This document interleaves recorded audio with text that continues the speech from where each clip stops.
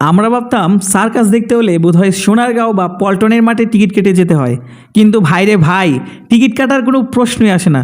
ফ্রিতে যদি সার্কাস আর জোকারদের ডিগবাজি দেখতে চান তবে সোজাসুজি চলে যান আমাদের বিএফডিসিতে। ঢালিউড ইন্ডাস্ট্রি যখন শাকিব খানের কাঁধে ভর করে বিশ্বজুড়ে ব্যবসা করছে, থিয়েটারে থিয়েটারে জোয়ার আসছে, ঠিক তখনই এফডিসির একদল গুণী মহাগুণী বেকার অভিনেতারা শিল্পী সমিতির নির্বাচন নিয়ে মাঠে নেমেছে। সিনেমাতে এদের কোনো কাজ নাই, ডিরেক্টর এদের স্ক্রিপ্টও রাখে না, কিন্তু ক্যামেরা দেখলেই এরা এমন ভাব মারে যেন অস্কারের নমিনেশন এরা ছাড়া আর কেউই পাবে না। আর এই সার্কাসের প্যান্ডেলে এবার নতুন করে এন্ট্রি নিলেন আমাদের দুই আন্তর্জাতিক রত্ন হিরো আলম এবং পরিচালক অনন্য মামুন। জুলাই মাসের 3 তারিখ শিল্পী সমিতি নির্বাচন। ভোট ব্যাংক গরম করার জন্য প্রার্থীরা প্রেস কনফারেন্সে এসে এমন সব কান্নাকাটি আর ভাষণ দিচ্ছেন যেগুলো দেখলে সিনেমার সস্তা ইমোশনাল সিনও ফেল মেরে যায়। আর এর মধ্যেই ব্যাক স্টেজ থেকে একটা অডিও ফাঁস হয়ে এলো, হিরো আলম ভাইয়া 7টা সিনেমায় নাকি হিরো হিসেবে অভিনয় করে ফেলেছেন, কিন্তু দুঃখের বিষয় শিল্পী সমিতি তাকে পাত্তাই দিচ্ছে না, মেম্বারশিপও দিচ্ছে না। আলম ভাইয়ের খুবই কষ্ট।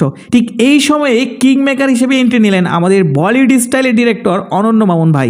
তিনি হিরো আলমকে চুপি সারে বুদ্ধি দিচ্ছেন, ভয় পেও না, তুমি বগুড়া ছেলে, তোমার সদস্যপদ না দিলে কোর্টে মামলা করে একেবারে নির্বাচনটাই বন্ধ করে দাও, আমি উকিল ঠিক করে দেবো। মামুন ভাই সিনেমা বানাতে বানাতে এখন এফডিসির প্যানেল ভাঙারও ডিরেকশন দেওয়া শুরু করেছেন। হিরো আলমকে ডাল বানিয়ে পুরো নির্বাচন বানচালের এই যে মেগা প্ল্যান, এটা দেখে তো মনে হচ্ছে তুফান সিনেমার চেয়েও বড় থ্রিলার স্টোরি। বন্ধুরা, আমার খুবই ছোট্ট একটা প্রশ্ন, এই যে শিল্পী সমিতির নির্বাচন নিয়ে যারা দিনরাত চিল্লাচিল্লি করছে, সংবাদ সম্মেলন করে টেবিল ছাপড়াচ্ছে, এদের শেষ কবে কোনো সুপারহিট সিনেমাতে দেখেছেন? মনে করতে পারছেন না তো? পারবেন না, কারণ এদের সিনেমা হলে কোনো কাজ নাই।